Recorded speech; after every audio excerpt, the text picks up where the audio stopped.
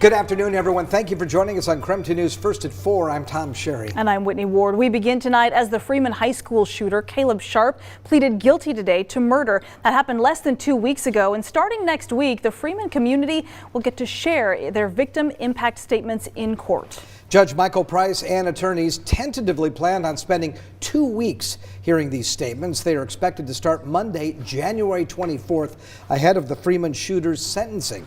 Spokane County prosecutors expect 150 people will share their statements in person or over Zoom. In a status conference hearing this morning, Judge Price told attorneys he wants to be as accommodating as possible to give everyone a chance to share their statements.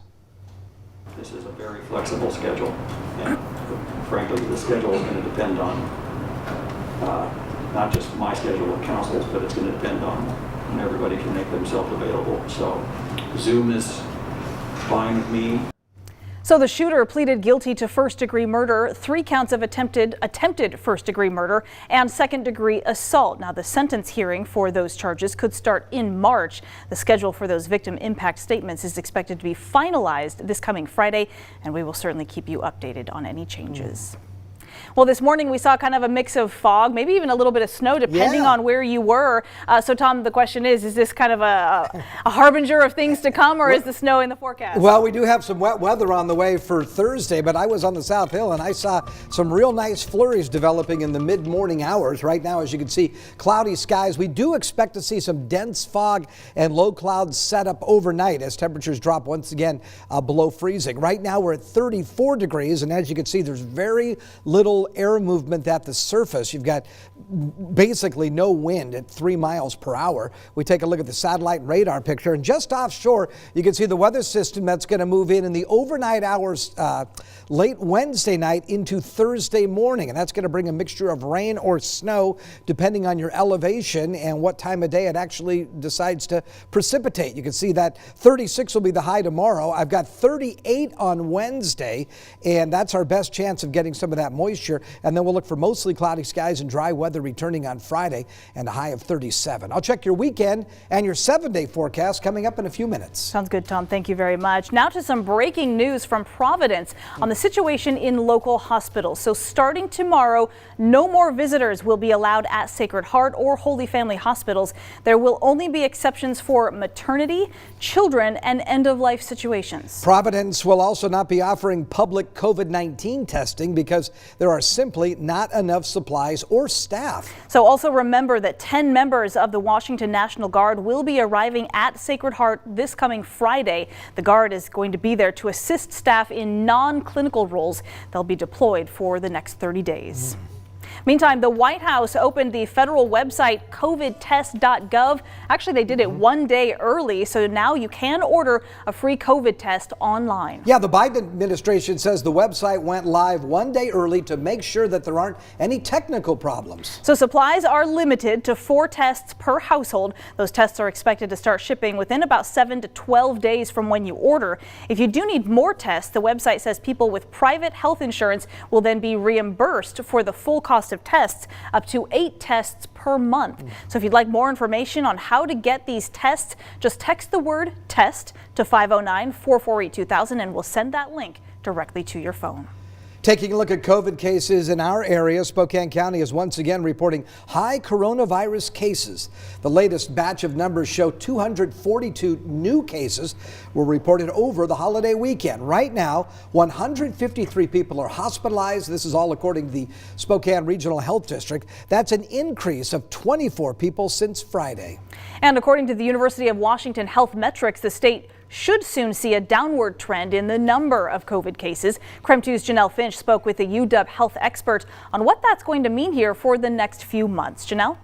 Take a look at how UW predicted when we would be seeing the peak of COVID-19 infections. You can see January 3rd is when the U.S. was predicted to hit its peak. Our state would hit its peak on January 16th. But one Washington health expert told me this is only the beginning of the end, and the next few months will be the hardest on our communities. Washington health experts say it'll get worse before it gets better. But hitting peak case numbers isn't necessarily a bad thing. Peaks set off a downward trend of COVID cases as the disease starts to run out of people to infect. I spoke with a UW doctor who says it won't be easy getting to the light at the end of the tunnel. After that, there is light at the end of the tunnel, and it's the beginning of the end. It's not the end, but it will be the beginning of the end, March, April, and we should go back to what's really normal with a virus like this virus. Dr. Mokdad explains the next 3 months will be the hardest in terms of case numbers and hospitalizations.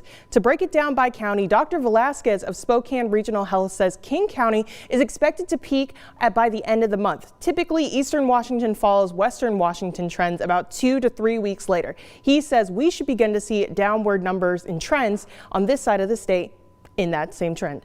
In Janelle Finch, KREM 2 News. All right, Janelle, thank you very much.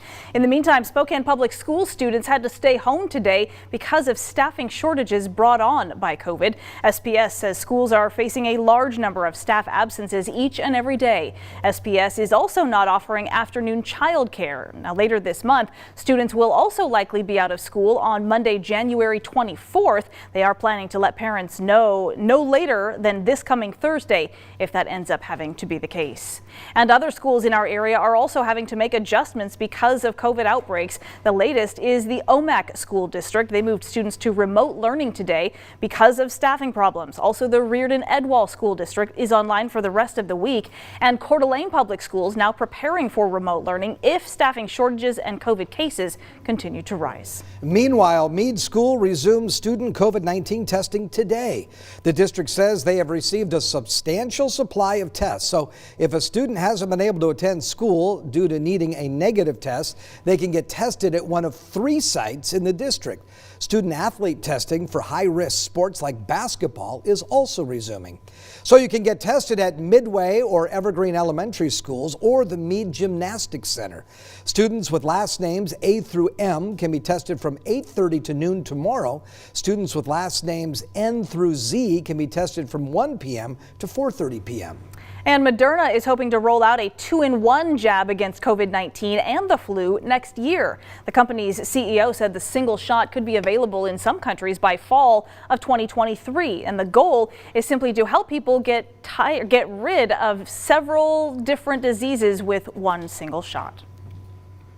Well, a pharmacist in Wenatchee is accused of issuing fraudulent COVID-19 vaccine cards. Walgreens has confirmed one of their former staffers helped at least 2 first responders avoid getting the shot.